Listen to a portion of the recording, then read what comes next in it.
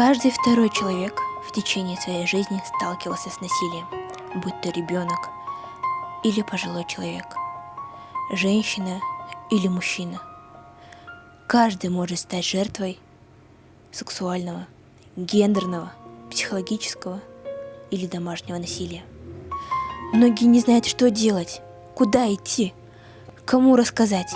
Это ведь так стыдно, страшно и трудно говорить об этом. Но говорить надо.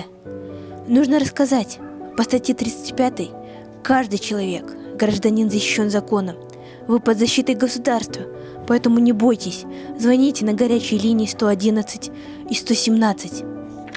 Обращайтесь в кризисные центры, такие как СИЗИМ. Также становитесь участником проекта «Укук-Благы», созданный по борьбе со всеми видами насилия. Протяните и вы руку помощи. Скажите «нет» насилию.